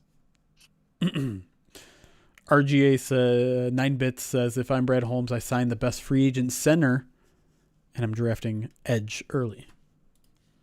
I mean, I wouldn't hate that plan either. I don't know where you get the money, but I don't hate the plan. Right. That's where you go. And I had a talk with someone who had a similar viewpoint, and they went straight to Tyler Lindenbaum, the Ravens center, which in theory, great idea. Do I think they're not going to re-sign him? I'd be surprised. Not if you want to keep Lamar Jackson healthy. They're seeing how that's impacting their season right now. Drew Falcon. Shh. Ragnow. It's going to be Ragnow. Don't got to worry about it. Ragnow. It's going to be all right. Ragnow's going to be here. Everything's fine. Frank's going to be back. It's okay. Frank's just going to come in, just like cuddle the whole team, like the whole franchise, and be like, it's all right, guys. I'm back. Yeah. Frank's coming off a major injury now. Or maybe it's not a major injury to him. I don't know. He didn't even know he tore it. It's not a major injury to Frank. Frank doesn't know what the hell a major injury is. He's like, it just hurts a little. It stings. Does Frank have that rare condition where you don't feel pain? You hear about? Maybe he just fought one too many grizzly bears, and he's like, that's nothing. It's just a flesh wound. Ooh, this is a good topic that I didn't even bring up in my grades article, and I don't know how. Thing is, it didn't come to surprises me at all. But no rules. $2 super chat on YouTube says, why no onside kick at the end? Dan Campbell's response was, I don't know, which it literally was. It was more like he's been in this situation a couple times. I think this year, and he prefers to put his trust in the defense. To be fair, I did not want him to kick an onside kick at that time because I didn't think I didn't think you were going to get it. And if you did, I didn't trust the defense to be able to get a stop that close to the end zone. Yeah, no. Because, I mean, they were down 7, right? Yeah. So it's like, you need to get it. I would rather have the defense try and go get a stop. In that game, though? Well, I will say, as I was at a bar watching the game, and there was a gentleman who should not have been saying this, and I was very impressed with him. But he was at the end of the bar shouting "Go for two" after they scored the touchdown when they were down 14, and I was like, "Boomers can't say that like that." Like, you don't know that. yeah, You're not hold supposed on. to know that. Where are you reading that stuff? Who taught Like, you analytics? yeah, can't teach a old dog new tricks. No, But throw that yeah, out the window. But like I was like, oh yeah, no, yeah, they should go for two here. yeah, I would have much rather. I was happier with the kickoff because I mean I've seen Matthew Stafford throw enough fourth quarter interceptions to be like it's possible. I generally speaking, I'm like I didn't hate on Dan Campbell for his decision because I know that's just who he is and that's the move I expected him to make. But I generally think teams should try to onside kick it more in that situation because it gives you two opportunities. It gives you an opportunity to get the onside kick, and it still gives you an opportunity to win if you get a 3-and-out. They'll have an opportunity at a long field goal, Right. even if you get the 3-and-out, That's my worry. which ends the game. Like admittedly, like that ends the game. Mm-hmm. But also, it's a long field goal. The Rams Yeah. don't have a great field goal team, and if they decide to go for it and miss, Yeah. you get that good field position anyways. Well, it's a fair argument. Yeah,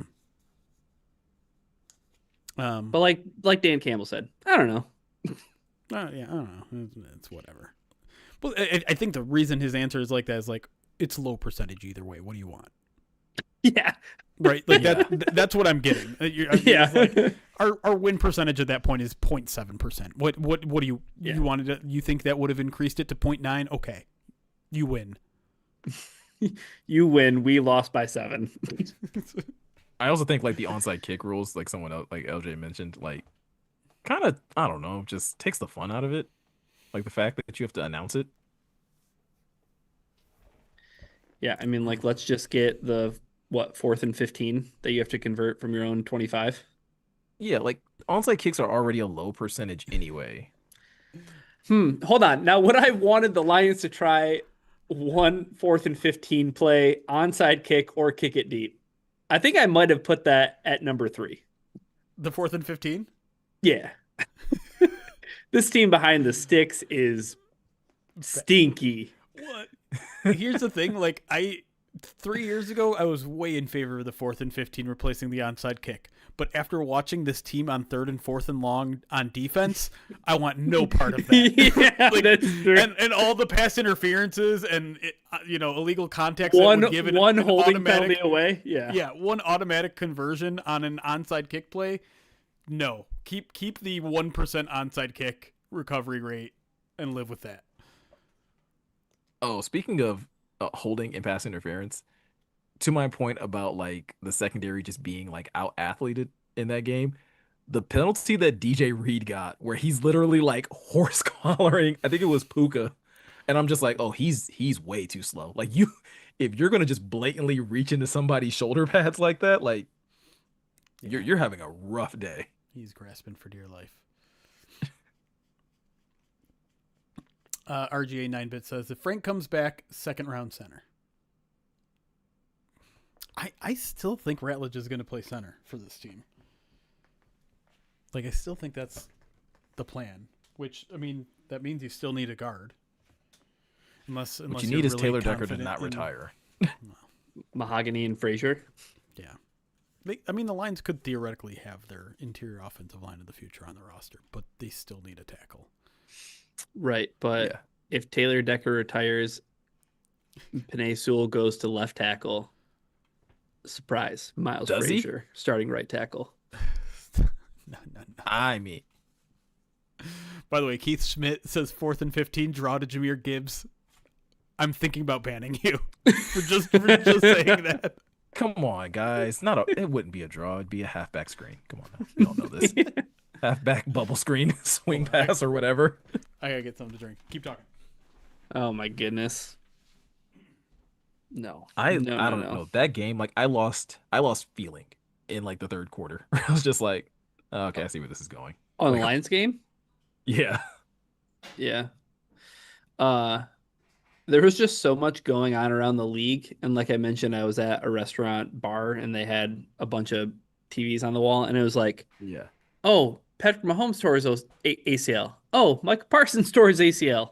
Like, it was like, I was like overstimulated. I was like, I just need to watch the Lions game right now. That yeah, those two injuries really like put people's morality to the test. Like Lions fans specifically, like Oh Patrick boy. Mahomes is hurt. Oh, dude, And it's like, oh, I oh stayed man. away from Twitter for the most part, like all day, because I knew like it would just be a cesspool of fan pages with a wide receiver from their football team as their profile picture saying karma for My Parsons ACL injury or Mahomes. my favorite one that I saw was some fan account that took the clip from Harry Potter and I think it's the Goblet of Fire. Oh And it's no. like that's and it's like Collinsworth's reaction to Holmes ACL. And he's like, that's my son. Oh yeah. Oh gosh. And I was like, oh man. I'm not going to celebrate Patrick Mahomes or Micah Parsons' injury. The reaction to how people think Chris Collinsworth was going to react to to Patrick Mahomes' injury, hilarious. RGA, I will not and cannot accept that. Like I get more angry with each Bears game that I watch. I get more and more mad. Like madder than hell. It can't just be the Bears year. This isn't happening. So I think they're if going the to lose Bears, three if straight. it would be great, like again, something that would bring me joy and obviously make it easier for the Lions to get to the postseason. At this point, though, like even if they do get in the postseason, wouldn't you just rather see them just get absolutely dismantled in the first round and be like, okay, yeah, that vindicates. Would that vindicate anything that you thought? It wouldn't for me because I they don't know. still end that Yeah. season going like, man, that was still Step above in the right expectation. direction, right? Yeah. Yeah. Yeah. Let me. Maybe this is better for the segment, but if you had to pick right now, who wins in Week 18? Oh, I still think the Lions win in Week 18. I still think they're a better team than the Bears. What's the weather look like? Can you tell me what the weather looks like? It's gonna be I cold. just I can tell you that. But is there a chance that we get like what we're about to get on Thursday where it's like 45 degrees in Michigan? Like, could we get one of those days? Rago, it's Week 18. That's not number week. If the pattern holds, the Lions are going to beat the Steelers, lose to the Vikings, and win against the Bears. I genuinely don't think I can take. I genuinely don't think I could take the Lions losing to the Vikings. Which one would hurt more? Losing to the Vikings again or losing to the Bears? Bears. Not even close. Yeah. Oh, if the Lions win the next two games and then lose to the Bears in week 18, that would not feel great. You don't think this has already come across my mind like 8 times in the past 24 hours? That's fair. That I mean, it wouldn't feel great.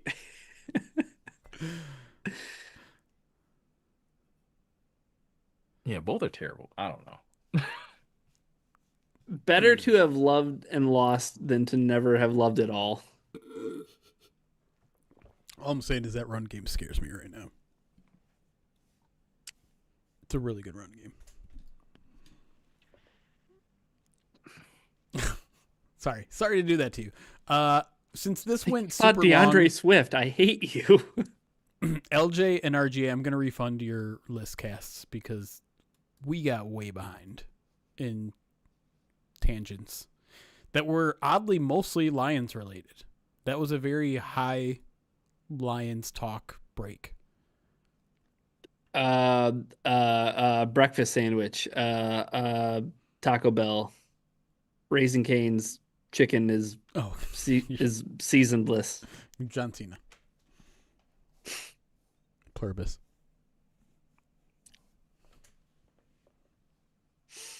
I can't say anything about that show. I know. Sorry, RJ. Oh What yeah, was his I list cast, did. by the way? What? I said, what was his list cast, by the way? I'm just curious now at this One point. was off-season needs. I don't remember what the second one was. Okay. We didn't. I didn't. Did you tweet about it? A Dairy Queen gravy update? Oh yeah, It looks that like ranch. that's not gravy. It is gravy, and it was No, so it's good. not. Yeah, so good. Top 5 favorite Lion seasons. Looks like something that Diddy was saving after his Cassidy sessions. Like, What? Miko. what? That's what it looks like. Stop mentioning Diddy on this podcast.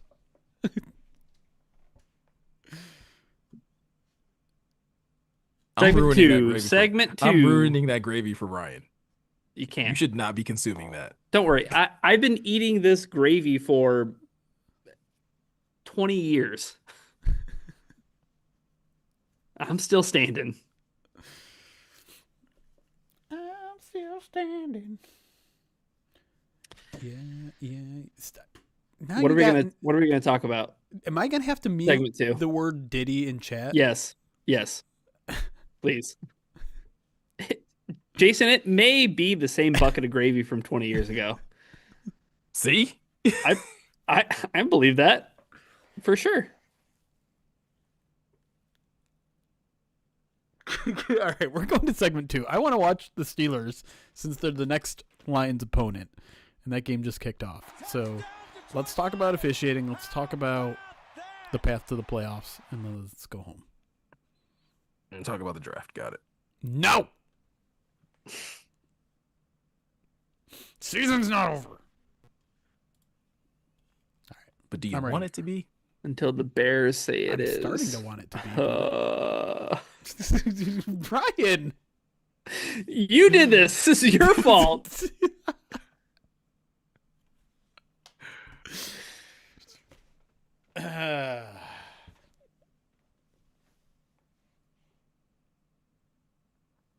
And welcome back to the Predatory POD cast. In the first segment, we talked about some of our biggest takeaways from the game.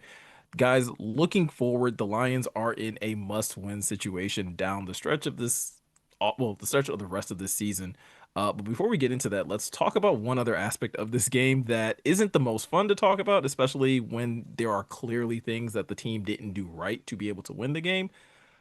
But I'm getting very frustrated, and I think rightfully so, as so are other fans, with the way officiating is occurring across the league, but specifically in this game. We have a touchdown that I still don't even know if it was actually a completed pass. We have at least 2 pass interference calls that should have been called on Jameson Williams that weren't called. Like, Jeremy, help me try to like process how I'm feeling about how the Lions are being officiated at this point. I mean, officiating's just bad. Like I'm not a conspiracy theorist. I know people want to be, especially in the age of sports betting and Tim Donaghy, or is that the right name? Tom Donaghy, whatever. Tim Donaghy, you got it. You nailed it. But I mean, I don't know. I have a really hard time understanding the touchdown that was very clearly down at the 1. I think, based on all the replays I saw, I think the most likely scenario is that he dropped that ball as he was going to the ground. Unfortunately, there is not a single angle that shows the ball on the ground, so I understand why it was not overturned to incomplete pass, even though I think that's what happened. I mean, I don't know. I think the response that you got from, who's the Fox guy? Blandino. Mm-hmm. Like I think his explanation, which he didn't agree with, is probably the best explanation of why that one didn't get overturned, which is you saw a loss of possession, you didn't see it hit the ground, and then he regained possession, and by the time he did, he was in bounds, which is dumb and stupid because it looked like at some point he did have possession and his knee was down, and that should be it. I'm not getting worked up over that one though, because my interpretation of how that should have changed is he should have been put down at the 1 yard line. And if that happens, it's 1st and goal from the 1, and the Rams probably score. Pass interferences, like, again, that's one that I'm not going to get that mad about either, because I feel like it's the hard, like, they get it wrong all the time. It's the hardest one to call. It sucks that the Lions never seem to get the calls in their favor. I think the one in the end zone to me was actually more blatant than the deep shot. Mm-hmm. Mm-hmm. I thought I there was a agree. couple holding calls too, but again, like, am I just going to be the guy that complains about holding every week? But I think like that's where fans have their frustration, Ryan, is like it's not that like they're not it's not that the Lions aren't getting enough calls. It's the fact that like this is a team, and I think we talked about this a couple weeks ago, that hasn't gotten many pass interference, defensive holding calls in passing routes like at all this season. And so like when you do see them and you're just like, okay, maybe the Lions don't draw enough of them, but when you do see them actually happen in the game, it's like why why is this play that seems to be yet so difficult to call gets called all the time against the Lions, but never gets called in favor of the Lions? Yeah, I mean, they did benefit from a penalty on 4th and goal that extended the touchdown drive. The Emmanuel Forbes defensive pass interference. Like, I don't know. Like, I think if anything I've learned about being a Lions fan over the past 3 seasons where they've been successful is you just gotta officiating is officiating. Like you can't control it. You know what I mean? Like there's nothing you can do to change that. And I don't know. The Lions have been on like the good side of some officiating calls that have bounced their way, right? Like the Tampa Bay game, for instance, like some of the calls that bounced in their favor. I, I don't It's know. hard. It's hard to remember any of them because when it doesn't happen to your team, when the bad thing doesn't happen to your team, you forget about it in a hurry because your team won, and it's like, what you're gonna cry about the refs if you're on the other team? Oh, sorry. It always happens to the Lions, so we deserve a couple in our favor. Like that's how we treat bad calls, and then we completely forget them. It's also I don't know if this team is a 10 or 11 win football team if they do get those penalty calls. Do you know what I mean? Like Sure. I don't know. No, and that's why I say like I think it is tough to complain about them in this game because of everything we talked about in the first segment that didn't go right. If you Hmm. have those many issues with whether it's the offense or the defense, you kind of lose the right in a way to complain about officiating. I would just say like I'm personally like it is getting a little frustrating because I agree you can't necessarily control what gets called or what doesn't. I also think it's like a byproduct though of probably how this team is coached, where they are coached to execute and do their job and not necessarily argue calls. Like you don't see Amon Ra or JMO frequently like go to the refs and be like, "Yo, I'm getting held. Yo, I'm getting grabbed," and like kind of lobbying in that way. And I just I don't know. It's frustrating, like I said, when it's so blatant in certain situations. But for this game, real quick, the thing I can say is that I don't think officiating cost the Lions this football game. I don't think that Right. officiating cost them this football game directly, right? Like where I can go back and say, hey, imagine some of those things that happened in the Cowboys game last week that didn't get called, the defensive offsides, Sailors getting his head thrown into the ground by a Cowboys special teamer, the overturning of the safety that was clearly a safety. Like if the Lions lose that game, I think I have a right to be pretty upset about that because that felt like a game they should have won.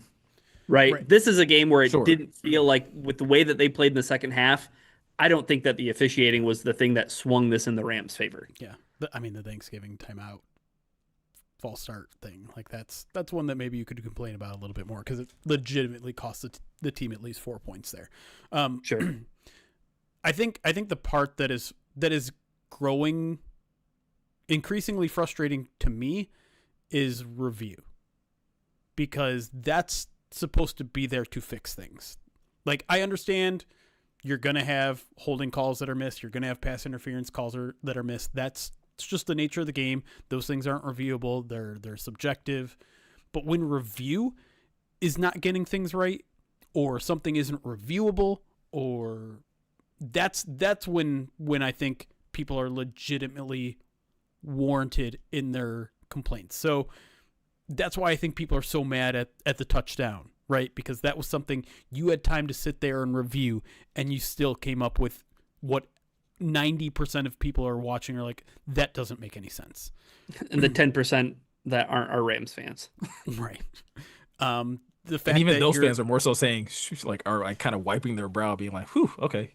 the fact that Dan Campbell is trying to challenge a spot and you're not allowed to because you aren't challenging whether it was a first down or not, or whether it was a touchdown or not. You can't just say, "Hey, you missed the spot by a yard and a half." You can't challenge that. Yet, in the time it took him to go over, throw the red flag, and be told that, sorry, you can't challenge that, the booth comes out and says, "Okay, let's actually move it back because we were wrong." And like, this whole idea of challenging versus immediate review from New York versus like, everything is getting so convoluted and they're still not getting it right. And that's the part where it's just like, this doesn't make any sense. This system is broken. And I'm with everyone on that. Like, things seem to be only getting more and more complicated, more and more dicey, and it's not resulting in better officiating games. So what are we doing? Like, we are coming up with solutions. We are coming up with more processes that are involving less solutions, if that makes sense. Well, less accurate solutions too. Correct. On top Yes. of that, right? Yes. And did either of you guys watch the Cowboys and Vikings game last night, or were you done with football?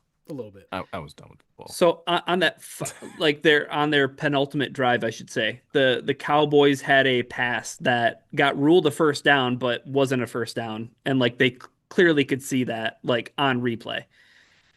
And Schottenheimer threw a flag to say that like, oh, he did get it to the line to gain.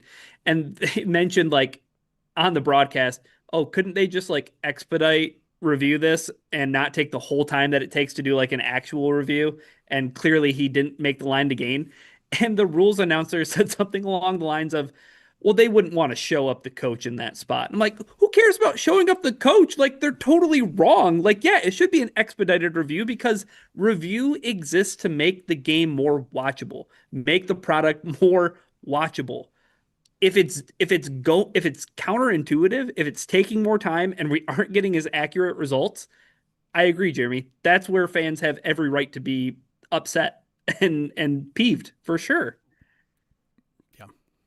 Well, fans are going to have a very legitimate right to be upset and peeved if the Lions don't take care of business over the next couple of weeks. Ryan, where is your confidence level at when you look at Steelers, Vikings, Bears? I feel like a week ago we all felt fairly confident. Like, even if you don't beat the Rams, you still have like a really good chance, and I feel like we all kind of like the Lions odds down the stretch. Is that still the same, or are you waiting? I think it helped last week that the Lions beat the Cowboys and we were feeling a little bit better about this football team in general. I don't know how much worse I feel about this football team, but the fact that they did lose and the Bears won again, it was nice that the Packers lost in some way, shape, or form. Like, we're going to talk about scenarios and all that stuff, but I think, Miko, now as I look at these final three games, like, I do think they ramp up in difficulty.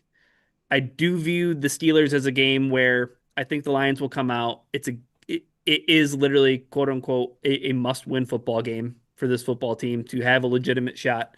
Whatever, Jeremy, you can blah blah blah. I get it. I know it's not word for word, bar for bar, mathematically, but like, I don't know if there's a scenario that the Lions could get mathematically eliminated next week, but you're right. It's the Lions for all intents and purposes need to win out.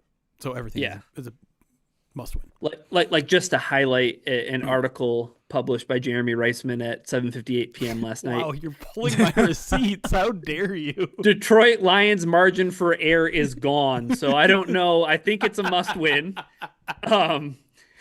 Jerk. But I do think the Steelers are the most winnable game. I think if J.J. McCarthy ends the Lions season on Christmas Day, I'm going to be a jerk to everybody, and I'm sorry. And then the Bears game, I think, is the most difficult game. So like, sure, even if they do win these next two games, again, the Bears have to lose a game in there, and of course they get to play the Packers without Micah Parsons because that's just how the world has worked. But I think I don't know, The a other coin games flip. at I San feel like I give him Francisco. a coin. I feel like I give him a coin flip. Yeah, I'm probably a little bit less than a coin flip right now. I'm not. I think they have a good shot to win the next two, and I think there's a pretty good chance the Bears lose one of their next two, whether it's against the Packers next week or in San Francisco. Right? I believe it's on the road in San Francisco. The other one. Mhm. Yep. Or conversely, if the Packers lose next week, I'm sorry, if the Packers lose next week against the Bears, then you're really rooting for the Packers to lose against either the Ravens or the Vikings. That seems a little dicier, but I mean, who knows what that team's going to look like without Micah Parsons? They might be without Christian Watson for a week. It sounds like he avoided a major injury. I think they lost a couple other guys in that game. Like they got beat up in that game this past week. So it'll be interesting to see how they do come out of that. But in terms of the Lions winning out, I think they should beat the Steelers. I'm very interested in see how they perform on Monday night. I think they're just an extremely mediocre team that doesn't do anything particularly well. The Vikings defense is going to cause some issues. They're going to be out without Danielle Hunter, right? Not Danielle Hunter. Jonathan Grenard. Grenard's still there. Yeah. Danielle Hunter is not there anymore. So I mean that's a big blow. That's a huge loss.